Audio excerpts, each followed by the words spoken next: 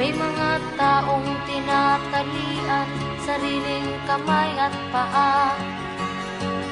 Problema'y tinatalikdan, salamin sa mata'y hindi makita.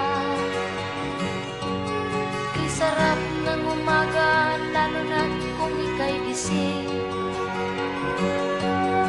Tanghali maligaya kung ika'y may makakain. Ang gabi ay mapayapa kung mahal sa buhay ay kapiling. Kay sarap ng buhay lalo na't alam mo kung saan